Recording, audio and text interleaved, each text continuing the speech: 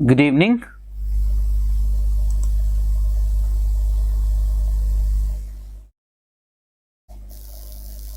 Good evening.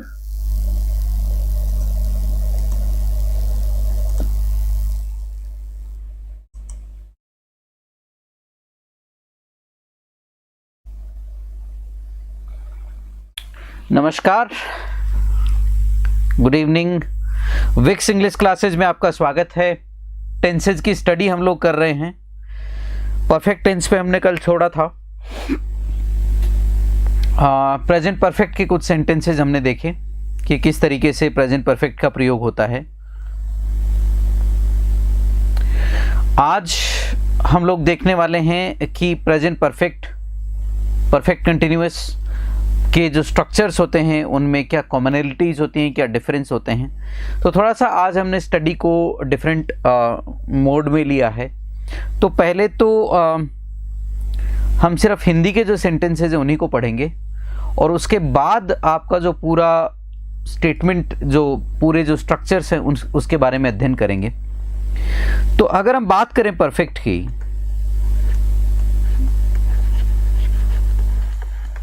तो कल हमने देखा था कि प्रेजेंट में 7 या 8 तरह के स्टेटमेंट आते हैं। पास्ट में 2 या 3 तरह के स्टेटमेंट, जैसे किसी ने कुछ कर लिया था,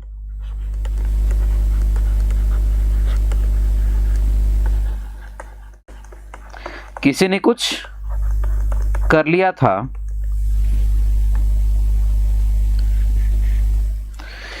कोई कुछ कर चुका था,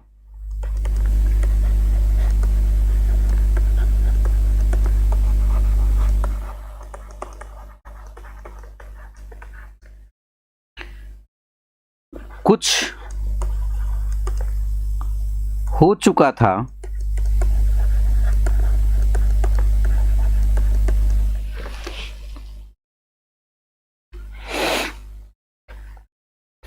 किसी के द्वारा कुछ किया जा चुका था। अभी आपको फुल स्क्रीन पे आ जाएगा। किसी के द्वारा कुछ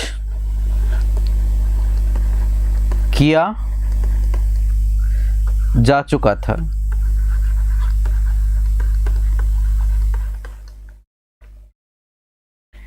किसी ने कुछ कर लिया था, कोई कुछ कर चुका था, कुछ हो चुका था, किसी के द्वारा कुछ किया जा चुका था। इस तरह के स्टेटमेंट जो होंगे, इनका अनुवाद करते समय इंग्लिश में, हिंदी से इंग्लिश में इनको कन्वर्ट करते समय हम पास्ट परफेक्ट टेंस का प्रयोग करेंगे। अभी यूसेज की तो बात ही नहीं है। अभी हम बात कर रहे हैं किसकी, केवल और केवल कि बेसिक स्ट्रक्चर क्या होता है, किस तरह की परिस्थितियों को कौन से टेंस में अभिव्यक्त करते हैं। तो जिस टेंस में अभिव्यक्त करना होता है उसी के हिसाब से हम स्ट्रक्चर का प्रयोग करेंगे। अब हम आते हैं फ्यूचर परफेक्ट में किस तरह के स्टेटमेंट आते हैं। ये पास्ट की बात थी। आज थोड़ा सा हम मॉडलिटी में चेंज कर रहे हैं पढ़ने की। हम सभी टेंसेज का एक स्ट्रक्चर पहले से तैयार है, उसी को लेकर हम अध्ययन करेंगे क्विकली, ताकि ज़्यादा समय हमारा और आपका व्यतीत ना हो, समय ज़्यादा नहीं निकले। तो उसके लिए हम बात करेंगे। अगला आता है आपका फ्यूचर। तो फ्यूचर परफेक्ट में जब हम बात करते हैं तो फ्यूचर परफेक्ट में किसी ने कुछ किया होगा के बजाय हम कोई कुछ कर चुका होगा। फ्यूचर में कोई कुछ कर चुका होगा,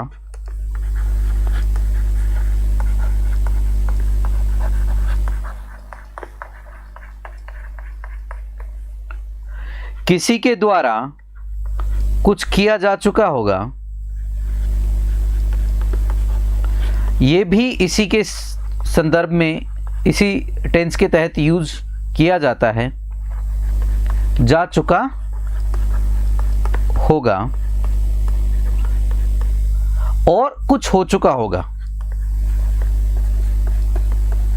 जो घटना स्वतः होती है, इस तरह के स्टेटमेंट अगर आ जाएं, मैं वहाँ पहुँच चुका होऊंगा, ये हो चुका होगा, मेरे रिजल्ट्स आ चुके होंगे, ठीक है, बारिश ख़त्म हो चुकी होगी, जब तक आप पहुँचेंगे तो ये हो चुका होगा, वो हो चुका होगा। Hello sir, good evening. बहुत अच्छा हूँ नरेश, आप कैसे हैं? I hope you are doing well. अभी आरएस के लिए मेंस के लिए हम टेंसेस की क्लासेस ले रहे हैं ऑनलाइन। जो भी पढ़ना चाहते हैं उनको फॉरवर्ड कर सकते हैं। अगर आप दे रहे हैं तो आप भी ध्यान रखें। ट्रांसलेशन कैसे करनी है उसको हम टेंसेज से अलाइन कर रहे हैं। जनरली आरएएस में 20 मार्क्स का ट्रांसलेशन है, इंग्लिश टू हिंदी और हिंदी टू इंग्लिश। तो आपका जो इंग्लिश का जो पेपर है उसमें आता है आपका हिंदी से इंग्लिश की तरफ, और हिंदी वाले में इंग्लिश से हिंदी की तरफ। जो ट्रांसलेशन ओवरऑल 20 मार्क्स का है, तो उसको हम अलाइन कर रहे हैं टेंसेज के साथ। टेंसेज का क्या स्ट्रक्चर है उसके साथ हम इसको कैसे अलाइन कर सकते हैं। तो ये आपका फ्यूचर का स्ट्रक्चर है। जब हम आगे बढ़ते हैं इसमें तो हम देखते हैं कि जो फ्यूचर की जो टेबल है हमारे पास, ये past simple, present simple, future simple की टेबल है जो हम कर चुके हैं ऑलरेडी। ये कंटिन्यूअस की टेबल है और ये परफेक्ट की टेबल है जिसको हम अभी करने जा रहे हैं हमारे इस क्लास में। तो देखिए, जब हम आस्पेक्ट की बात करें, आस्पेक्ट मैंने लिखा है, आस्पेक्ट का मेरा मतलब टेंस से ही है। आस्पेक्ट शब्द की जब हम बात करते हैं तो आस्पेक्ट का अर्थ यहाँ पर टेंस से ही है। मैंने पहले भी क्लास में कहा था, बहुत सारे जो ग्रामरियंस होते हैं, ग्रामर के जो लेखक हैं, वो टेंस के बजाय आस्पेक्ट शब्द का प्रयोग करते हैं, क्योंकि किसी भी टेंस में एक बात कहने का, एक वक्त के साथ किसी चीज़ का बदलने का एक पहलू है। तो वही बात है यहाँ पर भी। प्रेजेंट चूँकि पूरा का पूरा सब्जेक्ट के नंबर पे चलता है, तो प्रेजेंट में सब्जेक्ट फिर दो कैटेगरी में हम डिवाइड करते हैं, सिंगुलर और प्लूरल। ही है, शी है, इट है, अ पर्सन है और अ थिंग है। इस तरीके से आपका पूरा का पूरा प्रेजेंट जो है वो दो हिस्सों में बटा हुआ है सब्जेक्ट्स के अकॉर्डिंग। प्रेजेंट पूरा का पूरा दो हिस्सों में बटा हुआ है सब्जेक्ट्स के अकॉर्डिंग, सब्जेक्ट सिंगुलर कैटेगरी के और सब्जेक्ट प्लूरल और आई कैटेगरी के। ये दोनों अलग अलग होते हैं। सब्जेक्ट जो है आपका प्लूरल के और आई की जब हम बात करते हैं, वी है, यू है, दे है, पर्सन्स एंड थिंग्स, ये सारा का सारा प्लूरल के तहत आते हैं। अब जब हम वर्ब का प्रयोग करते हैं तो हमें पता है कि दो ही तरह की वर्ब होती हैं, ऑक्सिलरी या हेल्पिंग वर्ब और मेन वर्ब। तो मेन वर्ब के तौर पे हमने देखा कि पूरे के पूरे परफेक्ट में, भले ही वो प्रेजेंट हो, भले ही वो पास्ट हो, ये वाला प्रेजेंट का कॉलम है, ये हम पहले स्ट्रक्चर में देख चुके हैं। ये पास्ट का कॉलम है यहाँ पर इस जगह, और ये फ्यूचर का कॉलम है। तो जब प्रेजेंट की हम बात करते हैं तो सब्जेक्ट अगर हमारा सिंगुलर है तो हैज के साथ वर्ब की third form, somebody has written something, he has written, she has written। और अगर प्लूरल होता है तो they have written, we have written, persons have written, people have written। इस तरह के स्टेटमेंट का हम प्रयोग करते हैं। इसके जब नेगेटिव में जाते हैं तो सब्जेक्ट hasn't written, में अगर सिंगुलर है तो hasn't कर देंगे, प्लूरल है तो haven't। इंटेरोगेटिव बनाते समय हैज़ और हैव को सब्जेक्ट से पहले रख देंगे। ये हम पहले से जानते हैं कि जब भी हमें इंटेरोगेटिव बनाना है तो हम हेल्पिंग वर्ब को सब्जेक्ट से पहले रखेंगे। हैजंट या हैवंट सब्जेक्ट रिटर्न, ये भी हमारा क्या है, सब्जेक्ट से पहले आता है नेगेटिव इंटेरोगेटिव में। अगर पास्ट है तो सब्जेक्ट कोई भी हो, हम हेल्पिंग वर्ब के तौर पे हैड का प्रयोग करेंगे, और मेन वर्ब के तौर पे वर्ब की थर्ड फॉर्म। तो पास्ट somebody had written, किसी ने लिख लिया था या लिख चुका था कोई कुछ। he had written a letter, negative है तो he hadn't written a letter। Interrogative होगा तो had he written a letter, और इंटेरोगेटिव नेगेटिव होगा तो hadn't he written a letter। तो इस तरीके की दो तीन तरह के, चार तरह के, पांच तरह के स्ट्रक्चर्स का हम प्रयोग करते हैं स्टेप बाय स्टेप। फिर आपका आता है फ्यूचर परफेक्ट। फ्यूचर परफेक्ट की अब जब बात करेंगे तो शैल या will have written, helping verb के तौर पे शैल या विल का ही प्रयोग होगा। शैल विल का नियम वही रहेगा, आई और वी के साथ शैल, बाकी की सभी के साथ विल का प्रयोग। नेगेटिव बनाते समय एक चीज़ का ध्यान रखना है, आप इस चीज़ को, आप पैटर्न को ऑब्जर्व कर लीजिए। हैव रिटन हमेशा साथ में रहेगा, उसके बीच में हम नोट का प्रयोग नहीं करेंगे। यहाँ पर भी आप देखिए हैव रिटन अपनी जगह है। तो पूरा का पूरा जो स्ट्रक्चर है उसमें आप ये देखेंगे कि जो नेगेटिव बनाते हैं, जो नोट का प्रयोग करते हैं, वो शैल या विल के साथ ही करते हैं, हैव के साथ नहीं करते पूरे फ्यूचर में। ये 2-3 बार हर टेंस में ये बात सामने निकल कर आती है। तो इस पूरे अगर आप टेबल को देखते हैं तो हमारे सामने एक चीज़ निकल के आती है, चाहे प्रेजेंट परफेक्ट हो, पास्ट परफेक्ट हो, फ्यूचर परफेक्ट हो, मेन वर्ब के तौर पे वर्ब की थर्ड फॉर्म का ही प्रयोग होता है। टेंस के साथ जो बदलाव होता है वो केवल और केवल एक ही बदलाव होता है, वो आपका होता है हेल्पिंग वर्ब का। जैसे यहाँ पर हम देखते हैं हैज या हैव का प्रयोग हुआ है, यहाँ पे हैड का प्रयोग है, यहाँ पे शैल या विल हैव का प्रयोग हुआ है। क्योंकि टेंस के बदलते समय हम केवल ऑक्सिलरी को बदलते हैं, हेल्पिंग वर्ब को बदलते हैं। हेल्पिंग वर्ब को बदलने के साथ ही हमारे टेंस में बदलाव आ जाता है। ये चीज़ हम पहले भी पढ़ चुके हैं। तो इस तरीके से हम देखते हैं कि ये हमारा जो टेबल है ये पूरा का पूरा परफेक्ट और परफेक्ट कंटिन्यूअस का परफेक्ट टेंस का टेबल है। तो ये पैटर्न है, यही नियम होते हैं, इन्हीं को हमें ऑब्जर्व करना होता है। अब हम वापस चलते हैं किस पे, हमारे एक बोर्ड पे, जहाँ पे हम देखेंगे कि जो परफेक्ट कंटिन्यूअस टेंसेज हैं उनमें हिंदी के कैसे सेंटेंसेज का प्रयोग होता है। परफेक्ट कंटिन्यूअस, तो परफेक्ट और परफेक्ट कंटिन्यूअस में अंतर क्या है? ये वर्तमान है 0, एक कार्य भूतकाल में शुरू हुआ, शुरू होने की प्रक्रिया पूरी हुई और वर्तमान को क्रॉस करते हुए आगे की तरफ जारी है, उसको हम कहते हैं परफेक्ट कंटिन्यूअस।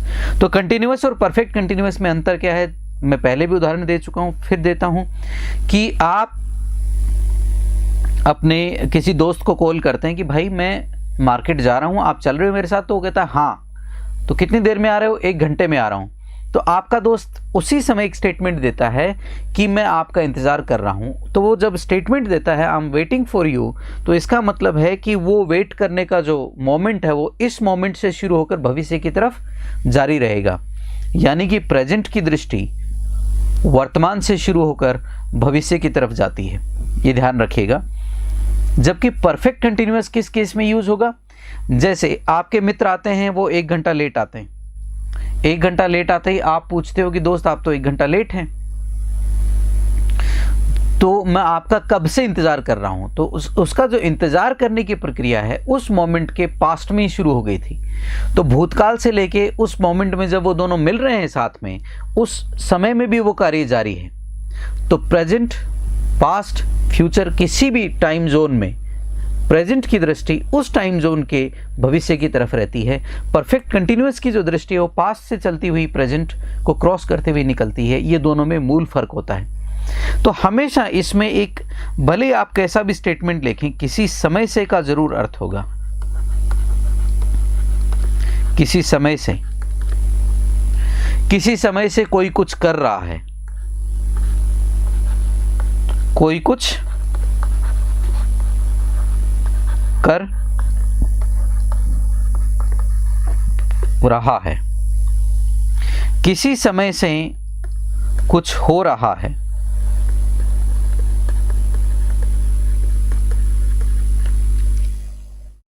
और किसी समय से किसी के द्वारा कुछ किया जा रहा है। किसी के द्वारा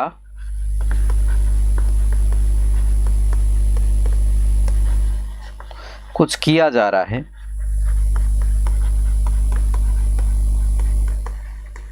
जो कॉमन परसेप्शन है, जो आम धारणा है लोगों की, वो ये है कि परफेक्ट कंटिन्यूअस के पैसिव नहीं बनते। देखिए श्रीमान, परफेक्ट कंटिन्यूअस के पैसिव बनते हैं, किताबों में रेफरेंस बिखरे पड़े हैं जगह जगह पर।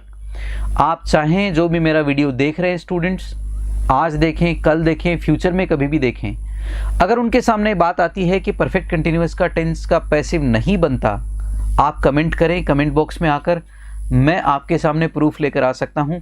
यहाँ से नहीं, ऑक्सफोर्ड पब्लिकेशन की जो बुक्स हैं उनका प्रूफ आपके सामने लेकर आ सकता हूँ। बहुत से फॉरेन ऑथर्स की जो ग्रामर हैं उनमें भी इसका रेफरेंस दिया हुआ है। चूंकि एक चीज़ मैं ज़रूर मानता हूँ, इसका प्रयोग बहुत कम होता है, रैरिटी है प्रयोग में, बहुत कम प्रयोग होने की वजह से ज़्यादा प्रचलन में नहीं है। तो परहैप्स शायद ज़्यादा प्रचलन में ना होने की वजह से शायद लोगों की धारणा बन गई है कि श्रीमान इसमें तो प्रयोग होता ही नहीं। तो इसलिए प्रयोग नहीं करते, हमारे सामने कभी नहीं आए तो हमने सोचा होता ही नहीं। तो इस तरह की धारणा नहीं बनानी इंग्लिश में। किसी भी चीज़ को लेकर किसी भी तरह की संभावना एग्जिस्ट करती है और उसको कही जा सकती है तो उसमें अभिव्यक्त भी उसको ग्रामर के हिसाब से किया जा सकता है। उसके रूल्स हैं, उसकी अवेलेबिलिटी है, कंटेंट मिल जाएगा आपको अच्छी किताबों में। तो कहीं भी ये ना सोचें कि कोई गलत पढ़ा रहा है, सही पढ़ा रहा है। अगर आपको लगता है कि कहीं संदेह है तो आप कमेंट बॉक्स में डाल सकते हैं, मैं आपके सामने कभी भी प्रूफ लेकर आ सकता हूँ यूट्यूब पे लाइव, कोई दिक्कत नहीं है। परफेक्ट कंटिन्यूअस में प्रेजेंट में है का प्रयोग होता है। इस है को अगर हम था से रिप्लेस कर दें तो पास्ट की हो जाएगी बात। कोई कुछ कर, किसी समय से कोई कुछ कर रहा था, कुछ हो रहा था, किसी समय से किसी के द्वारा कुछ किया जा रहा था, यही भविष्य के लिए है। किसी समय से कोई कुछ कर रहा होगा, किसी के द्वारा कुछ किया जा रहा होगा, या किसी समय से कुछ हो रहा होगा। तीनों तरह की परिस्थितियां एग्जिस्ट करती हैं। अब देखते हैं श्रीमान कि इसका जो वर्ब का स्ट्रक्चर है वो कैसा है। तो वर्ब का स्ट्रक्चर देखने के लिए हम क्या करेंगे, हम उस पैटर्न पे चलेंगे जहाँ पे इसका रेफरेंस दिया हुआ है। ये हमारा परफेक्ट का था जो हमने अभी किया पूरा का पूरा टेबल। अब आते हैं परफेक्ट कंटिन्यूअस पे। सिंस फॉर के बिना भी परफेक्ट कंटिन्यूअस का प्रयोग हो सकता है। एक चीज दिमाग में ये और ले आइए, सिंस फॉर के बिना भी परफेक्ट कंटिन्यूअस का प्रयोग हो सकता है। जैसे अगर आप कहें कि I am waiting for you, तो वहां पे आप ये कह रहे हैं कि मैं आपका इंतजार कर रहा हूं इस मोमेंट से लेके फ्यूचर तक। तो जब आप ये कहते हैं, नमस्कार संजय, जय हिंद कुलदीप जी, जय हिंद जय हिंद, वीडियोस देखते रहें, एग्जाम दे रहे हैं तो आपका जो बेसिकली जो इस तरह का जो परफेक्ट कंटिन्यूअस का जो स्ट्रक्चर है, उस स्ट्रक्चर में हम देखते हैं कि जो सेंटेंसेज हैं वो सिंस फॉर के बिना भी यूज हो सकते हैं और सिंस फॉर के साथ भी यूज हो सकते हैं। फॉर एग्जाम्पल आप ये कहते हैं I am waiting for you. I am waiting for you का मतलब मैं अब इंतजार कर रहा हूँ आपका इस मोमेंट से आगे। I have been waiting for you, तो अब आप ये कह रहे हैं कि जब हमारी कोई बात हुई थी या जिस मोमेंट में हमारी बात हुई थी तब से लेके मैं आपका अब तक इंतजार कर रहा हूँ और मेरा इंतजार करने की जो कहानी है वो वर्तमान समय तक जारी है। तो ये दोनों में फ़र्क होता है। सब्जेक्ट टाइप फिर वही है। पूरे प्रेजेंट में हम किसका दो हिस्सों में बांट के रखते हैं, सिंगुलर और प्लूरल। आई को हमेशा हम प्लूरल के साथ रखते हैं, ये हम पहले जानते हैं पहले से।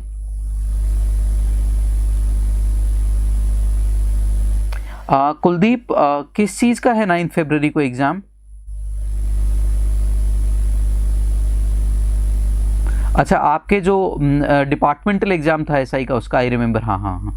तो कुलदीप जी आप एक काम करें, आज रात में एक बार रिंग कर लें, बातचीत कर लेते हैं। आगे मैं आपके लिए क्या कर सकता हूँ, ऑनलाइन तो वीडियोज़ आते रहेंगे अब मेरे। कुछ स्पेसिफिक क्लासेज आपको चाहिए तो ऐप पे भी हम क्लासेज ले सकते हैं अगर आप चाहें तो।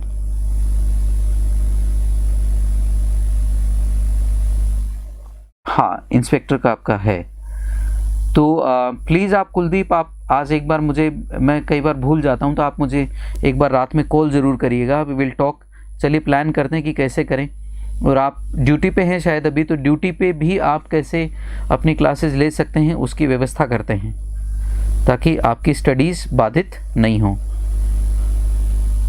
तो आप एक बार रात में कॉल कर लीजिएगा। कंटिन्यू करते हैं। एफर्मेटिव की जब हम बात करते हैं तो सब्जेक्ट अगर आई है तो बोलेंगे आई हैव बीन राइटिंग, मैं काफ़ी समय से लिखता हुआ आ रहा हूँ। He has been writing, she has been writing, somebody has been writing. तो इस तरीके से हम देखते हैं कि कोई ना कोई किसी समय से कुछ ना कुछ लिखता हुआ आ रहा है। तो वो जो पार्ट है कि किसी समय से कोई ना कोई कुछ लिखता हुआ आ रहा है, उसको भी हम इसमें इंक्लूड करते हैं। नेगेटिव है तो वही हैज़न्ट हैवंट के साथ हम नॉट का प्रयोग करेंगे। बीन राइटिंग अपनी जगह रहेगा। बीन बी की थर्ड फॉर्म होती है, ये परफेक्शन दर्शाती है। आईएनजी कंटिन्यूटी दर्शाता है, प्रेजेंट पार्टिसिपल का प्रयोग होना। तो वो चीज़ आप दिमाग में रखिएगा। वही इंटेरोगेटिव बनाते समय ऑक्सिलरी को सब्जेक्ट से पहले रख देंगे, हैज़ या हैव को। और यहाँ पे भी इंटेरोगेटिव नेगेटिव बनाते समय भी ऑक्सिलरी को अपनी जगह रख देंगे। बीन राइटिंग हम अपनी जगह रहने देंगे। अब देखिए, जब भी आप परफेक्ट कंटिन्यूअस का प्रयोग करते हैं तो एक चीज़ बड़ी ऑब्जर्व करने वाली होती है। परफेक्ट कंटिन्यूअस की हेल्पिंग वर्ब या जो ऑक्सिलरी वर्ब है उसमें एक से ज़्यादा शब्द होते हैं। यहाँ पे हैव बीन है, पास्ट में हैड बीन होगी, फ्यूचर में शैल या विल हैव बीन होगी। तो जब भी आप नेगेटिव बनाएंगे और नेगेटिव इंटेरोगेटिव बनाएंगे तो जो कंपाउंड ऑक्सिलरी है, यानी कि ऐसी ऑक्सिलरी जिसमें एक से ज़्यादा शब्द हैं या हेल्पिंग वर्ब जिसमें एक से ज़्यादा शब्द हैं, उसके केवल पहले पार्ट के साथ नोट का प्रयोग होता है और केवल पहले पार्ट को ही इंटेरोगेटिव या इंटेरोगेटिव नेगेटिव बनाने के लिए सब्जेक्ट से पहले लेकर आएंगे। ये दो चीज़ें दिमाग में बिठा लेना। कई बार स्टेटमेंट ऐसे लिख दिया जाता है जिससे कंफ्यूजन पैदा हो जाता है। फॉर एग्जाम्पल, ये जो स्टेटमेंट है, या मैं नेगेटिव लूँ, सब्जेक्ट शैल या will not have been writing, इसको कई बार लिखने वाला ऐसे लिख देता है, सब्जेक्ट कोई भी ले सकते हैं, I we he she it they, shall haven't been का प्रयोग कर देगा, हैवंट बीन डूइंग समथिंग, कुछ भी आप लिख सकते हैं। अगर ऐसा कोई हरकत कर रहा है तो इसका मतलब ये है श्रीमान कि ये जो हैवंट है इस जगह गलत है। फ्यूचर में हमें पता है कि जब भी किसी को नेगेटिव बनाना है या इंटेरोगेटिव बनाना है तो शैल या विल को ही छेड़ेंगे, दूसरे को छेड़ेंगे नहीं। शैल या विल को ही सब्जेक्ट से पहले लेकर आएंगे, ये बात दिमाग में रख लेनी है। तो यहाँ पे अगर हैव के साथ कहीं पे भी नोट का प्रयोग हुआ है या हैव को कहीं इससे सब्जेक्ट से पहले ले आए तो ये कॉमन एरर के तहत आएगा। ये गलती होती है, इस पे ध्यान दीजिएगा। ये अक्सर एग्ज़ाम में एसएससी, बैंकिंग या जो भी कम्पिटिटिव एग्ज़ाम है उसमें इस तरह की चीज़ों को पूछा जा चुका है पहले एग्जाम्स में। तो जब क्वेश्चन करेंगे हम लोग इसके, तब क्वेश्चंस में ये चीज़ें सामने आएंगी। टेंसेज में स्ट्रक्चर को पढ़ना सबसे बोरिंग काम होता है। टेंसेज अगर मैं कहूँ तो एक one of the lengthiest topics हैं जहाँ पे थ्योरी बहुत लंबी चलती है, क्वेश्चंस बहुत कम बनते हैं शुरुआत में, थ्योरी पूरी होने के बाद ही क्वेश्चंस आते हैं। तो ये एक आपका पार्ट है जिसमें हमें फोकस करना है। तो जब आप इसको देखेंगे ध्यान से पूरी टेबल को, तो मेन वर्ब के तौर पे आईएनजी का प्रयोग हुआ है हर जगह।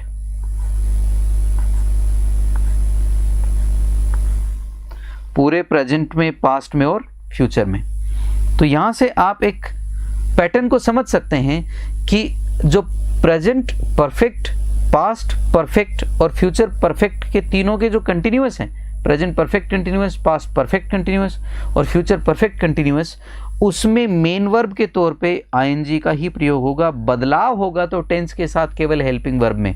तो प्रेजेंट की जो होगी हैज़ या हैव, पास्ट की हैड और फ्यूचर की शैल या विल हैव, ये हेल्पिंग वर्ब होती हैं। अच्छा, एक चीज़ और बड़ी अद्भुत होती है जो आप नोटिस करेंगे, पूरे प्रेजेंट टेंस में जहाँ पे भी सब्जेक्ट एक वचन है वहाँ पे वर्ब में से की ध्वनि मिलेगी आपको। जैसे ऐसे ही लगता है पहले में, प्रेजेंट सिंपल में, plays, works, he works, she works. Continuous में he is, she is. Perfect में he has, she has, it has. Perfect continuous में भी हैज़ हैव होता है तो it has, a person has, somebody has. तो यानी कि पूरे प्रेजेंट में पहली वर्ब के साथ शय, शय की ध्वनि, शय जय की ध्वनि अटैच हो जाती है जैसे ही सब्जेक्ट आपका सिंगुलर होता है। तो वो ध्वनि का सारा खेल है। तो ये आपके टेंसेज के बेसिक स्ट्रक्चर हैं चारों के जो हमने पढ़े। एक बार इन सभी का रिव्यू करते हैं।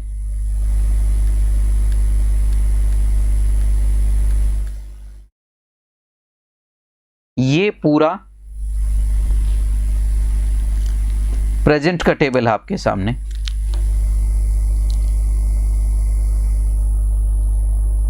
देख लीजिए ध्यान से। ये प्रेजेंट है, ये पास्ट है, ये फ्यूचर है। सिंपल की टेबल है, सिंपल टेंसेस। ये प्रेजेंट सिंपल है पूरा का पूरा इस सेक्शन में, इस सेक्शन में पास्ट सिंपल है और इस सेक्शन में फ्यूचर सिंपल है। ये यहाँ पर सब्जेक्ट्स लिखे हुए हैं। इन सब्जेक्ट को आप रिप्लेस कर सकते हैं सिंगुलर वाले की जगह और प्लूरल वाले की वजह से। आप देख सकते हैं सब्जेक्ट राइट्स। तो आप जहां पे भी देखेंगे पूरे इसमें जहां पे भी मेन वर्ब है वो वर्ब की फर्स्ट फॉर्म है। तो मेन वर्ब के तौर पे भले ही वो प्रेजेंट सिंपल हो, पास्ट सिंपल हो, फ्यूचर सिंपल हो, वर्ब की फर्स्ट फॉर्म का ही प्रयोग होता है। केवल दो जगह फर्क आता है। वो कहां आता है? प्रेजेंट सिंपल में अगर सब्जेक्ट एक वचन है तो वहां पर एस या ईएस लगाते हैं, और पास्ट सिंपल में के एफर्मेटिव में सब्जेक्ट कोई भी हो सेकंड फॉर्म का इस्तेमाल करते हैं। डू, डज, डिड, शैल या विल का प्रयोग होने के बाद वर्ब की, मेन वर्ब की केवल फर्स्ट फॉर्म का प्रयोग होता है। इस पैटर्न को ध्यान से ऑब्जर्व करना, और यही नियम होते हैं। तो नियमों में क्या लिखा होता है? तो एस या ईएस लगाते हैं। डज नॉट, डू या डज का प्रयोग करने के बाद एस या ईएस हटा देते हैं। डिड का प्रयोग करने के बाद वर्ब की फर्स्ट फॉर्म में कन्वर्ट हो जाती है सेकंड फॉर्म। इस तरह के नियम लिखे होते हैं और हम उन्हें रटते रहते हैं। हमें रटने की ज़रूरत नहीं है। हमने यहाँ पर राइट वर्ब का प्रयोग किया है। आप प्ले का कर सकते हैं, आप फ्लाई का कर सकते हैं, फ्लाई, फ्लू, फ्लोन का कर सकते हैं। फ्लो का second third form float, flowed होता है, ये ध्यान रखिएगा। फ्लाई और फ्लो में अक्सर लोग कंफ्यूज हो जाते हैं। तो यहाँ पे जो भी आपका स्ट्रक्चर है उस स्ट्रक्चर को एक बार आप खुद से लिखें अपने हाथ से। हाय देवेंद्र, गुड इवनिंग, कैसे हैं आप? तो पूरा का पूरा जो आपका स्ट्रक्चर जो है वो इसी रूप में लिखा होता है, उसको आप समझ लीजिए। उसको समझ के आगे बढ़ना है आपको। तो ये यहाँ पर आपका पूरे सिंपल टेंस में वर्ब की फर्स्ट फॉर्म का प्रयोग होता है। हेल्पिंग वर्ब के तौर पे अगर सब्जेक्ट एक वचन है प्रेजेंट में तो डज, बहुवचन है तो डू, पास्ट में डिड, फ्यूचर में आई और वी के साथ शेल, बाकी के सभी के साथ विल। तो ये पूरा का पूरा आपके सामने एक पैटर्न है, यही नियम होते हैं। इसकी जगह अगर आप इस राइट की जगह अगर कोई और दूसरी वर्ब लिख के एक बार इस पैटर्न को सामने रख के इसकी एक या दो बार नकल भी उतार लेंगे तो पूरे के पूरे टेंसेज आपको समझ में आ जाएंगे। तो टेंसेज एक ऐसी चीज़ है जो प्रैक्टिकली आपको करके देखनी होती है। प्रैक्टिकली जब आप करके देखते हैं तो आसानी से बात आपको समझ में आ जाती है। उसके बाद अगला जो पार्ट आता है आपका वो आता है कंटिन्यूअस। कंटिन्यूअस जब हम देखते हैं तो कंटिन्यूअस में क्या होता है, वही ये प्रेजेंट का कॉलम है, ये पास्ट का कॉलम है और ये आपका फ्यूचर का कॉलम है। तीनों कॉलम अलग अलग हैं। मेन वर्ब के तौर पे आईएनजी, तो कंटिन्यूअस टेंस की जो मेन वर्ब होती है वो आईएनजी फॉर्म होती है। इज एम आर प्रेजेंट में यूज करते हैं, पास्ट में वॉज वर और फ्यूचर में शैल या विल। और उसके बाद अगर हम परफेक्ट पे आते हैं तो वही पैटर्न हमें परफेक्ट में नजर आएगा। ये प्रेजेंट का कॉलम है, ये पास्ट का कॉलम है और ये फ्यूचर का। तो ये जो चारों आपके सामने बोर्ड पे जो पैटर्न लिखे हुए हैं, इन्हीं पैटर्न को आप को एक बार देख के इसी को दूसरी वर्ब साथ में लेके कॉपी करना है। हेल्पिंग वर्ब तो आप वो की वही रहेंगी, टेंस वो के वही हैं, केवल एक्शन बदलेगा तो उसके साथ आपकी मेन वर्ब भी बदल जाएगी। बस इसी चीज़ का आपको ध्यान रखना है। रिटर्न, रिटर्न, रिटर्न वर्ब की थर्ड फॉर्म हर जगह आप अगर ध्यान से देखेंगे तो हर जगह वर्ब की थर्ड फॉर्म का प्रयोग हुआ है। यानी कि मेन वर्ब के तौर पे इसमें वर्ब की थर्ड फॉर्म जिसे पास्ट पार्टिसिपल भी कहा जाता है उसका प्रयोग करते हैं। हेल्पिंग वर्ब के तौर पे हैज़, हैव, पास्ट में हैड और फ्यूचर में शैल या विल हैव। फ्यूचर में जो ध्यान रखना है वो ये है कि नेगेटिव बनाएं, नेगेटिव इंटरोगेटिव बनाएं। अगर कंपाउंड वर्ब है यानी कि वर्ब में एक से ज़्यादा पार्ट है, हेल्पिंग वर्ब में कंपाउंड हेल्पिंग वर्ब है, एक से ज़्यादा पार्ट है तो नॉट हमेशा पहले टुकड़े के साथ होगा। इंटरोगेटिव बनाने के लिए भी पहले पार्ट को यानी कि शैल या विल को ही सब्जेक्ट से पहले लेके आएंगे। तो has, have been, had been के केस में भी हैव को या हैड को या हैज़ को ही सब्जेक्ट से पहले लेकर आएंगे और इन्हीं के साथ नॉट का प्रयोग होगा। फ्यूचर परफेक्ट कंटिन्यूअस ये आपका अगला पार्ट है। मेन वर्ब के तौर पे हर जगह आईएनजी है परफेक्ट कंटिन्यूअस में भी, लेकिन जो बदलाव है वो किस में है, हेल्पिंग वर्ब में है। तो कई बार बच्चे ये क्वेश्चन भी पूछते हैं कि सर ये जो बदलाव है केवल हेल्पिंग वर्ब में क्यों है? हेल्पिंग वर्ब में इसलिए है क्योंकि जो वर्ब पार्ट है उसकी जो डेफिनेशन है या उसका जो मेन रोल है वो फिक्स है। हेल्पिंग वर्ब के जो होती है वो टेंस का निर्माण करती है, मेन वर्ब जो है वो एक्शन का निर्माण करती है। ये टेक्निकल पार्ट है। तो टेंस बदलेगा तो केवल हेल्पिंग वर्ब बदलती है। मेन वर्ब नहीं बदलती, क्योंकि मेन वर्ब तो एक्शन बताती है, एक्शन तो शाश्वत है, उसका समय से कोई लेना देना नहीं है। हो सकता है हम नहीं होंगे लेकिन करने वाला कोई दूसरा हो जाएगा, एक्शन तो रहेगा अपनी जगह पर। ये आपका तीनों सेंटेंसेस के वर्ब पैटर्न है। अब एक बहुत जो इंपॉर्टेंट चीज़ आती है इसमें, वो ये आती है कि इन वर्ब्स में से 3 वर्ब ऐसी हैं जिनके बड़े स्पेशल यूसेज होते हैं, उनके बारे में भी हमें थोड़ा सा देख लेना है। वो स्पेशल यूसेज क्या है? 3 वर्ब ऐसी होती हैं। पहली वर्ब है डू, दूसरी वर्ब है हैव, तीसरी वर्ब है बी। इन तीनों के एचवी के तौर पे भी प्रयोग होते हैं और मेन वर्ब के तौर पे भी प्रयोग होते हैं। हैव भी हेल्पिंग वर्ब के तौर पे भी आता है, मेन वर्ब के तौर पे भी आता है। हैव का एक और भी यूज है मॉडल के तौर पे, have to, has to, had to या शैल या विल हैव टू, तो वो भी है। तो ये 3 के तौर पे आ जाता है। ये मॉडल भी हम एक ले लेते हैं कि मॉडल के तौर पे भी आता है। बी हेल्पिंग वर्ब के तौर पे आती है, मेन वर्ब के तौर पे आती है, ये मॉडल के तौर पे नहीं आती। तो इसके कुछ स्पेशल यूसेज हैं जहाँ पे अक्सर स्टूडेंट्स कुछ ना कुछ गड़बड़ कर देते हैं। चूँकि यूट्यूब की क्लासेज हैं तो मैं थ्योरी पार्ट कवर कर रहा हूँ, रनिंग में ज़्यादा डीप में हम लोग नहीं जाएंगे। तो डू का प्रयोग एक तो पास्ट और फ्यूचर के पास्ट और प्रेजेंट के सिंपल के हेल्पिंग वर्ब के तौर पे होता है। प्रेजेंट में डू डज और पास्ट में डिड, तो ये तो बहुत क्लियर है हेल्पिंग वर्ब के तौर पे। लेकिन इसके 3 प्रयोग और अलग होते हैं जो मैं आपके सामने रख रहा हूं। पहला जो प्रयोग आएगा वो आएगा हेल्पिंग वर्ब के तौर पे, बात पे जोर देने के लिए, एम्फेसाइज करने के लिए।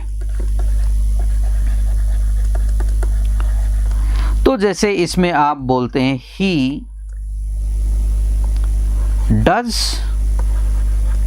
मेक, या गलती करवाने के लिए, सेंटेंस करेक्शन के लिए मेक्स का प्रयोग भी कर सकता है। He does make many mistakes.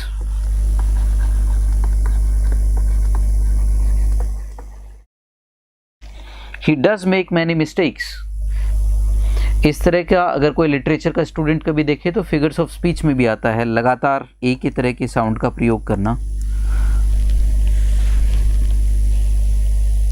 Good evening Surendra,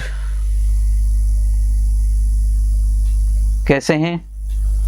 तो एम्फेसाइज करते हैं, बात पे जोर देते हैं, तब आप कहते हैं he does make many mistakes.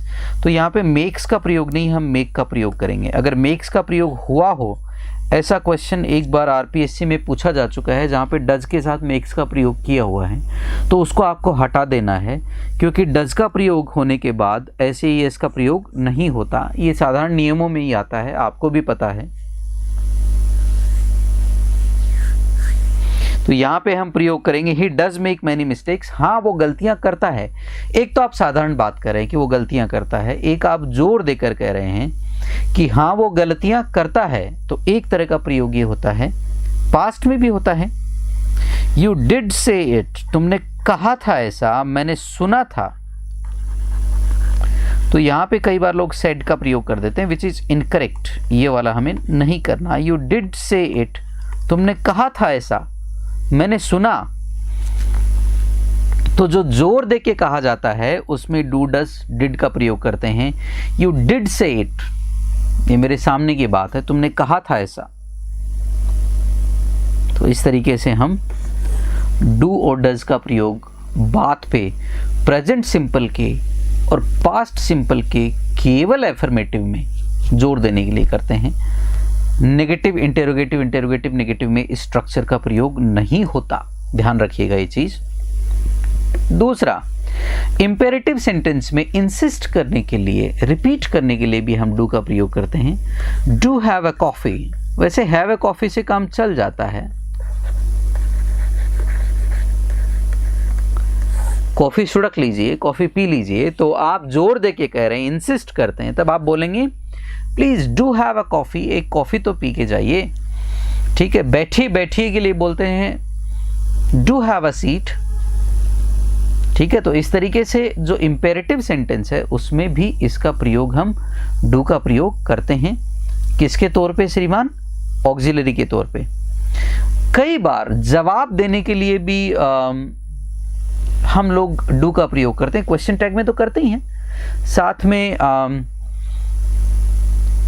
आपसे कोई क्वेश्चन पूछता है, डू यू रिमेंबर हिम, तब आप शॉर्ट जब आंसर करते हैं yes I do, I do means I do remember him, तो वहां पे केवल आप मेन वर्ब के तौर पे yes I do, short questions, short responses में भी आप डू का प्रयोग करते हैं हेल्पिंग वर्ब के तौर पे। पास्ट भी हो सकता है, no he doesn't, no he, sorry negative में भी हो सकता है,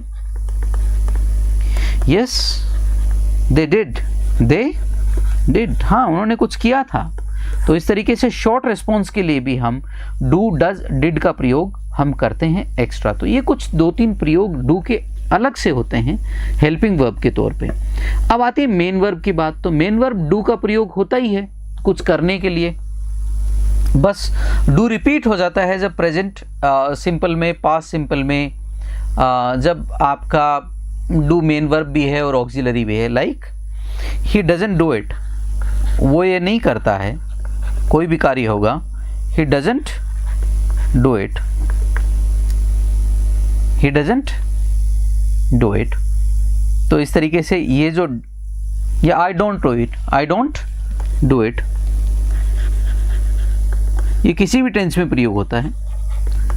तब यहाँ पे ये जो डू है ये HV है, हेल्पिंग वर्ब है, ये वाला मेन वर्ब है। ये बहुत सिंपल कॉन्स्ट्रक्ट है। तो इस तरीके से डू के कुछ अलग से प्रयोग होते हैं। अब आती है हैव के जो अलग प्रयोग होते हैं, ये भी बड़े इंटरेस्टिंग होते हैं। हैव का प्रयोग एक तो हेल्पिंग वर्ब में होता है, present perfect, past perfect, future perfect, present perfect continuous, past perfect continuous और फ्यूचर परफेक्ट कंटिन्यूअस, यानी तीनों टेंसेज के परफेक्ट और परफेक्ट कंटिन्यूअस के एक्टिव एंड पैसिव दोनों तरह के स्ट्रक्चर में हैव का प्रयोग हेल्पिंग वर्ब के तौर पे किया जाता है। एक पहला प्रयोग ये। दूसरा प्रयोग जो है हैव का, वो आता है मेन वर्ब के तौर पे, MV के तौर पे। तो पहला आता है कुछ खाने पीने के लिए, like he is having dinner, he is having dinner. तो यहां तो एक भ्रांति ये टूटती है, बहुत से लोगों का ये मानना है और कहते भी आए हैं और सुनते भी आए हैं, बहुत से लोगों का ये मानना है कि हैव के साथ ING का प्रयोग नहीं होता। ऐसा नहीं है, होता है। हैव जब मेन वर्ब के तौर पे आता है, किन किन सेंस में, कुछ खाने पीने, मौज मस्ती करने या किसी के मेहमान नवाजी करने का मौका, ऐसी परिस्थितियों में हैव का प्रयोग जनरली ING में हो जाता है। वी आर हैविंग फन या वी वर हैविंग फन, हम तो मजे कर रहे थे, ठीक है, आंटी ने पुलिस बुला ली, गाना सुने होंगे, आंटी पुलिस बुला लेगी, पार्टी न्यूई चलेगी। तो आंटी ने पुलिस बुला ली, we were having fun, we were having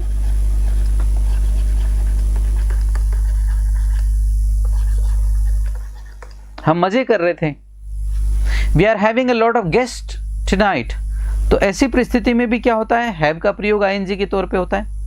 एक इंपॉर्टेंट चीज इसमें आती, जब मैं उसके घर गया तो वो अपना काम पूरा कर चुका था, he had had his job, ऐसे भी यूज होता है।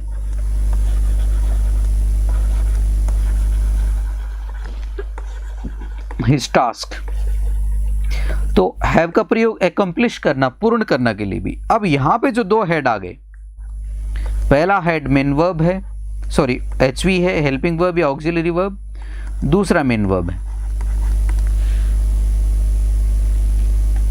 I have had my lunch, ऐसा भी आप लिख सकते हैं, मैं अपना लंच कर चुका हूं या मैंने अपना लंच ले लिया है, आई हैव हैड।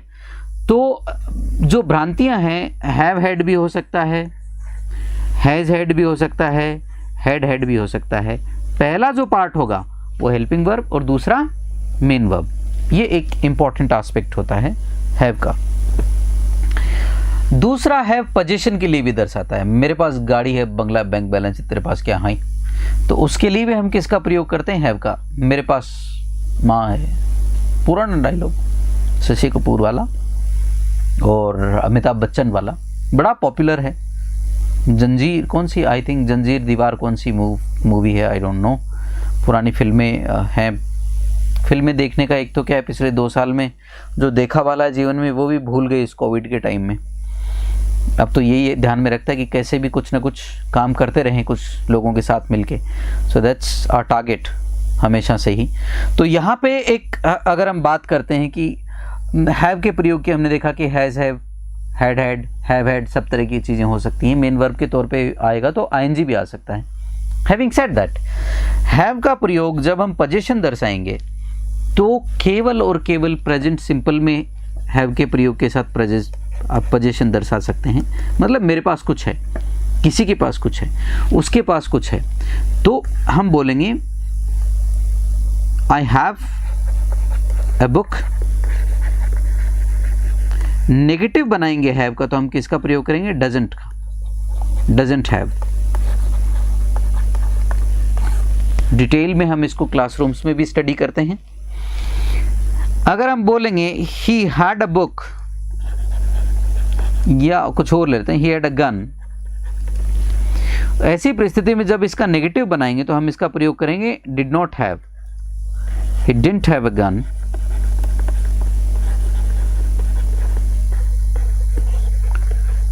तो यहां पे हम प्रयोग किसका करते हैं, हैव का पोजीशन दर्शाने के लिए, कि किसी के पास कुछ है, उसका पोजीशन दर्शाने के लिए हम हैव का प्रयोग करेंगे। प्रेजेंट में अगर सिंगुलर होगा subject, he had something, negative he doesn't have something, does he have something, doesn't he have something. वो चारों रूप आते हैं टेंसेज के जो हमारे होते हैं, वो किसी भी पार्ट में आएंगे। एक तो हैव का प्रयोग है पोजीशन दर्शाने के लिए। कुछ पाने के लिए क्या होता है, अक्सर वर्ब गेट का भी प्रयोग करते हैं।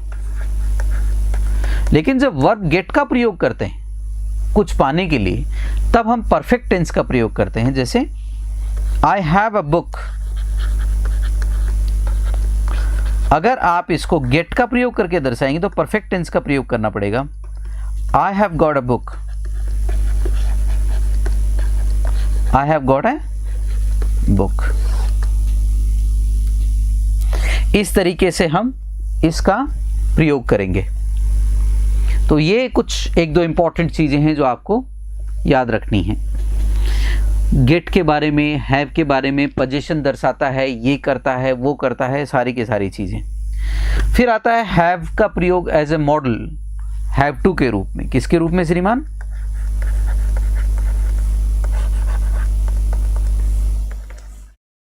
किसके रूप में, हैव टू के रूप में। ऑब्लिगेशन दर्शाता है, तीनों टेंस में यूज होता है, प्रेजेंट, पास्ट और फ्यूचर। तो हिंदी में क्या बोलेंगे, यह आपको करना है, you have to do it.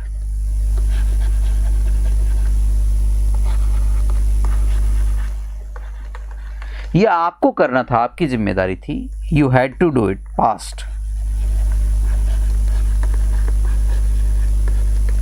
यह आपको करना होगा, you will have to do it।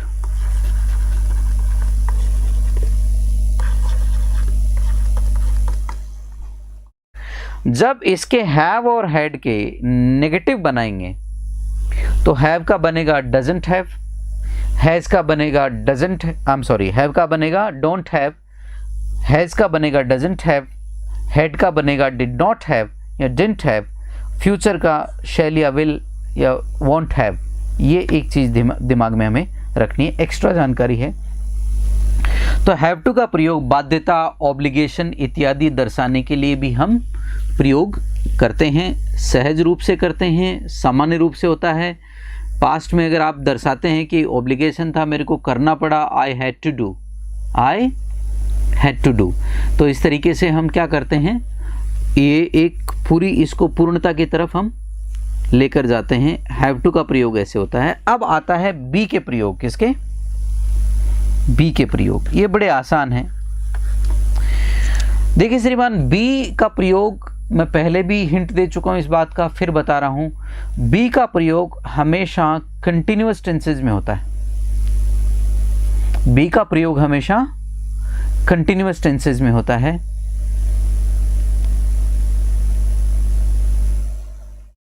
B का प्रयोग हमेशा कंटिन्यूअस टेंसेज में होता है, या बी का प्रयोग सिंपल और कंटिन्यूअस या किसी भी टेंस का अगर हम पैसिव बनाते हैं, किसी भी टेंस का पैसिव बनाते समय तय मानिए कि बी का प्रयोग तो आपको करना ही है। तो सभी टेंसेस के पैसिव में कहीं ना कहीं किसी ना किसी रूप में बी का प्रयोग हुआ होगा, निश्चित तौर पे, इसमें कोई संदेह नहीं है। ये हम करते हुए आए हैं और आप स्ट्रक्चर्स को अगर ध्यान से ऑब्जर्व करेंगे तो ये आपको नजर आ जाएगा। किसी भी परिस्थिति में बी का प्रयोग आप देख सकते हैं। तो बी का प्रयोग जैसे यहां पे मैं आपसे कहूं,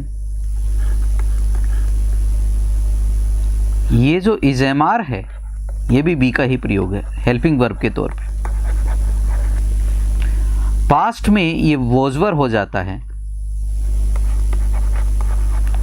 फ्यूचर में ये बी ही रहता है शैल या विल के साथ। परफेक्ट कंटिन्यूअस टेंसेज में ये बीन के रूप में आता है। तो कंटिन्यूअस में इज़ेमार वॉज वर्ब के रूप में आएगा, फ्यूचर में बी के रूप में। तो ये तीन रूप आपको देखने को मिलेंगे। परफेक्ट कंटिन्यूअस टेंसेज में बीन के तौर पे ये हेल्पिंग वर्ब्स के साथ यूज होता है। Has have been, had been, shall या विल हैव बीन के साथ हम इसको प्रयोग करते हैं। अब बी का प्रयोग जो है वो होने के लिए, आने जाने के लिए भी प्रयोग होता है मेन वर्ब के तौर पे। जैसे परेशान मत होइए, मैं जल्दी ही आ जाऊंगा, I will be back soon.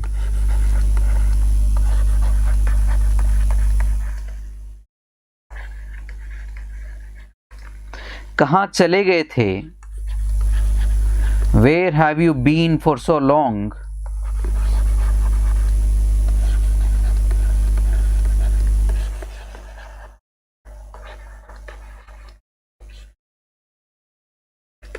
Where have you been for so long, इतने समय तक आप कहाँ थे। और जो ग्रामीण इलाकों से या कहीं से भी, माताओं को ये शब्द बड़ा पसंद है। जब भी हम बचपन में कहीं चले जाते थे, समय से घर नहीं आते थे, तो माताएं यही पूछती थी, where have you been for so long, कहाँ चले गए थे इतनी देर। और इसके अलग अलग रूप हैं अलग अलग भाषाओं में,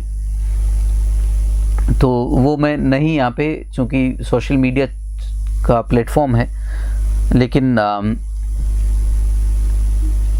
कह देते हैं माताएं क्रोध में। तो एक सामान्य जो शब्द सुनने में आता है, कहाँ धूल खा रहा था इतनी देर, तो वो कहाँ धूल खा रहा था, कहाँ चले गए थे इतनी देर, वो एक ही बात है।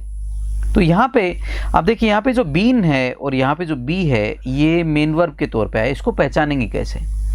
जैसे अगर आप बोलें यू विल बी वर्किंग, एक स्टेटमेंट में ले रहा हूँ, तो यहाँ पे भी बी है, और आपका जो पहला स्टेटमेंट है आई विल बी बैक सून, ये भी आपका एक स्टेटमेंट है जिसमें बी की फॉर्म का प्रयोग हुआ है। तो यहाँ पे जब आप ये कहते हैं कि आई विल बी बैक सून और यू विल बी वर्किंग, तो हम देखते हैं कि जो बी है यहाँ पर, ये हेल्पिंग वर्ब है।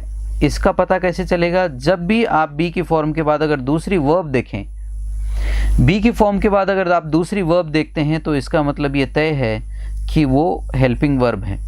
और बी की फॉर्म अगर अकेली आई हो तो उसका मतलब ये है कि ये मेन वर्ब के तौर पे आया है। ये आपका बी की स्टोरी है।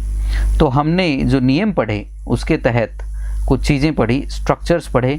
उन स्ट्रक्चर्स में हमने ये देखा कि कौन कौन सी मेन वर्ब और हेल्पिंग वर्ब आती हैं सभी टेंसेज में, उनके नियम क्या हैं और उनके नियमों का आधार क्या है, वो नियम बने कहाँ से हैं। तो नियमों का आधार जो होता है अक्सर हमें उस कॉन्टेक्स्ट में वहीं पर मिल जाता है। तो नियमों के आधार कोई ज़्यादा ऐसी चीज़ नहीं होती कि जो बहुत बड़ी रॉकेट साइंस है। अगर आप पैटर्न को ही एक साथ सामने रख के और उस पैटर्न को अगर ध्यान से ऑब्जर्व करें तो सारे नियम आपको दिखाई दे जाते हैं आसानी से।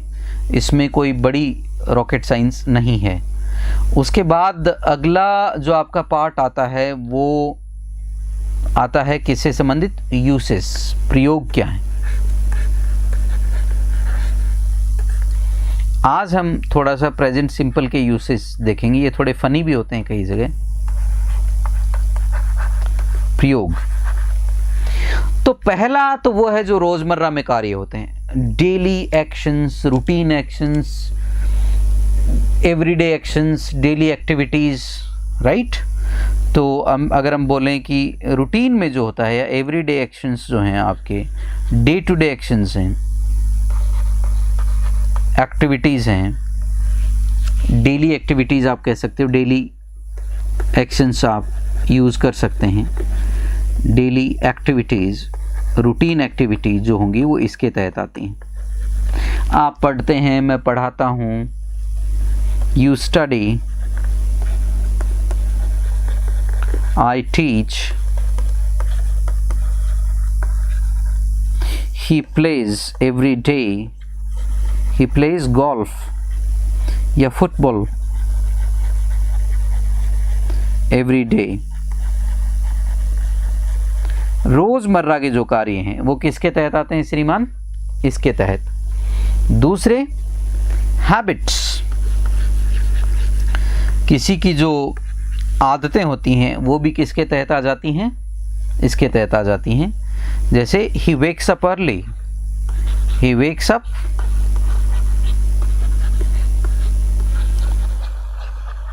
वो जल्दी जगता है, आदत में है।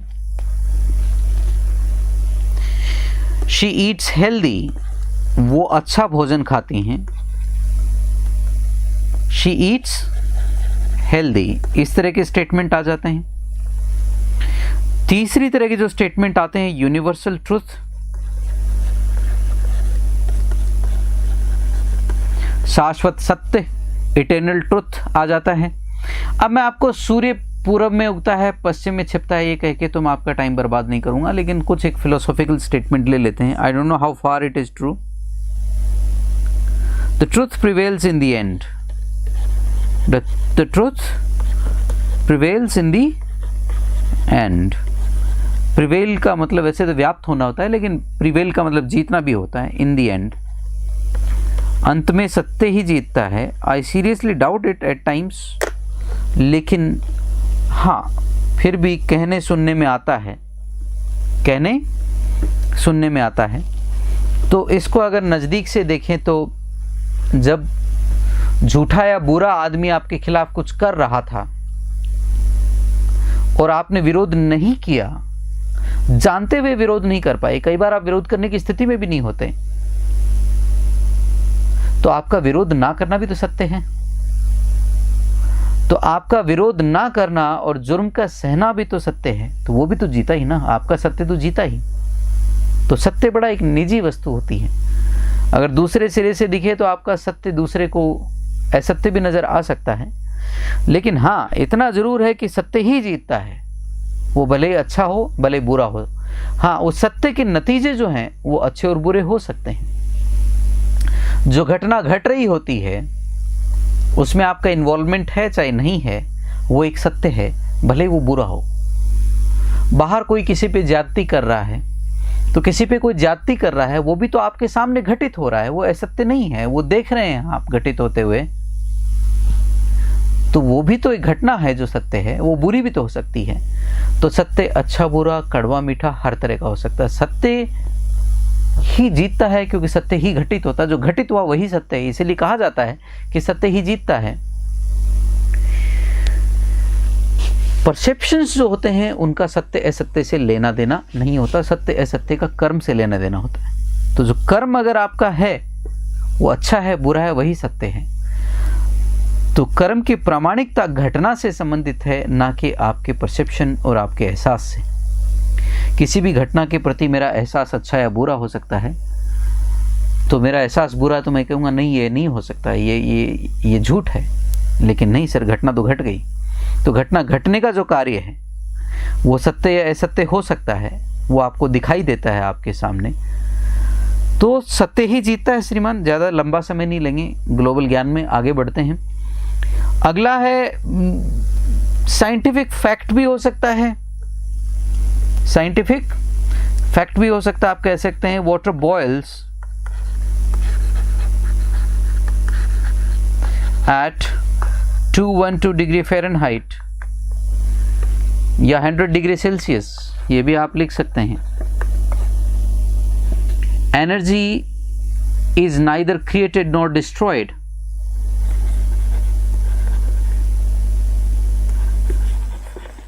इज नाइदर क्रिएटेड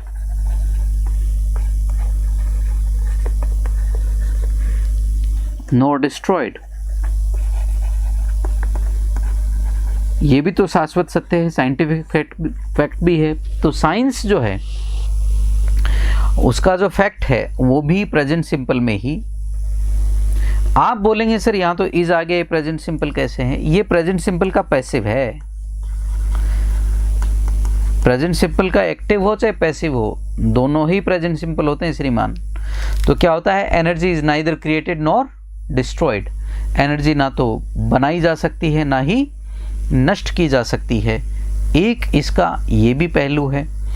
अगला जो इसका एस्पेक्ट है वो है आपका यूनिवर्सल ट्रुथ के बाद किसी का कोट है पुराना जो बहुत प्रचलित है, वो आप कहना चाहते हैं, कहावतें हैं वो कहना चाहते हैं। तो प्रोवर्ब्स हैं, जनरली एक्सेप्टेड फैक्ट्स हैं, बिलीफ्स हैं, वो भी प्रेजेंट सिंपल में ही आती हैं।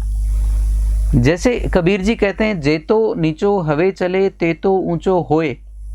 अब हम ये मानते हैं कि विनम्रता जो है वो आदमी के कद को बढ़ाती है, भौतिक कद को नहीं। हम बात कर रहे हैं यहाँ पे आदमी की मॉरल अथॉरिटी को, नैतिक अथॉरिटी की हम बात कर रहे हैं। तो उसको भी हम शाश्वत सत्य मान के चलते हैं कि पानी जितना नीचा होके चलता है उतना ही ऊपर जाता है। तो जे तो नीचो हवे चले ते तो ऊंचो होए, तो उसको भी हम प्रोवर्ब को भी ठीक है हम मानते हैं कि स्टिल वाटर्स रन डीप, ये भी प्रोवर्ब है।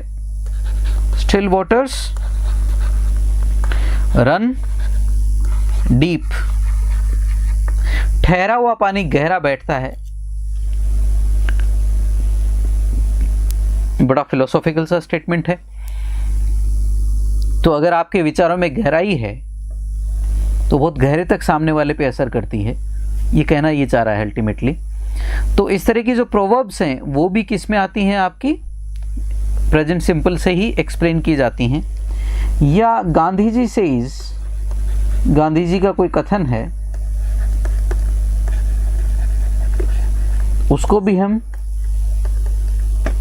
किसमें, जो रिपोर्टिंग स्पीच है उसको हम प्रेजेंट में ही लिखेंगे।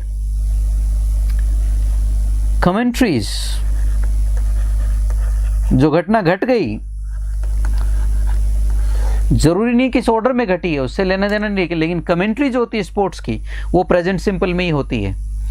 He hits a massive six, वो बहुत बड़ा सिक्स उसने हिट किया, तो कमेंट्री प्रेजेंट सिंपल में चलती है। जरूरी हो सकता है कमेंटेटर के कई बार दिमाग में आए तो पास्ट का कोई सेंटेंस, जो पास्ट का रेफरेंस अगर लाना हो तो उसके लिए वो पास्ट का भी यूज कर सकता है। लेकिन जनरली आप देखेंगे कि जो गेम चल रहा है, जो मैच चल रहा है, उसमें कमेंटेटर अगर कमेंट्री कर रहा है तो वो प्रेजेंट सिंपल का यूज करता है। भले ही घटना घट के पूर्ण हो चुकी है, वो परफेक्ट का यूज नहीं करेगा वहां पे। उसके सिक्स का हिट करने का, बॉल का स्टेडियम के बाहर जाने का काम तो हो गया, तो परफेक्ट आना चाहिए टेक्निकली। बट यहाँ पर चूंकि कमेंट्री है इसलिए हम किसका प्रयोग करते हैं, प्रेजेंट सिंपल का ही प्रयोग करते हैं। अगला एक जो एक्सट्रीमली इंपॉर्टेंट है, ऑफिशियल एक्टिविटीज। जैसे प्रधानमंत्री अगले महीने यूएस जा रहे हैं, we use present simple, not future और कंटिन्यूअस। पर्सनल अरेंजमेंट में और ऑफिशियल अरेंजमेंट में फर्क करना बहुत जरूरी हो जाता है। यहाँ पे अनुवाद करते समय इस पॉइंट पे गलती हो सकती है। जैसे प्रधानमंत्री अगले महीने यूएस जा रहे हैं तो आप सिंपल का प्रयोग करेंगे क्योंकि ऑफिशियली गेजेटेड एक्टिविटी है। The PM visits the USA next month. ये चीज ध्यान में रखिएगा। तो जो भी भविष्य की घटनाएं हैं, भले ही घटित भविष्य में होंगी, आधिकारिक रूप से तय कार्यक्रम है। Schools open late this year, school इस साल लेट खुलेंगे, फ्यूचर का प्रयोग नहीं करेंगे आप। The schools of our area, हमारे स्टेट की, ओपन लेट दिस ईयर। घटना भविष्य में होगी लेकिन अभी किस में इसको एक्सप्रेस कर रहे हैं हम, प्रेजेंट में। फिर जो भी टाइम टेबल्ड एक्टिविटी है, ट्रेन का आना जाना, ये सब जो रूटीन का काम है, जिस जो समय सारणीबद्ध है, जो समय सारणीबद्ध है, सारा का सारा किस में जाएगा, आपका प्रेजेंट सिंपल में ही जाएगा। तो ये आपके प्रेजेंट सिंपल के कुछ ब्रॉड यूसेज हैं। आगे भी कुछ यूसेज आएंगे जो कंटिन्यूस में होंगे, इक्का दुक्का आगे भी कहीं आ सकता है जो छूट गया है, वो हम करेंगे अगले क्लासेस में। आप सभी का बहुत बहुत धन्यवाद धीरज बनाए रखने के लिए। ईश्वर आपको तरक्की दे। नमस्कार। May God bless you all.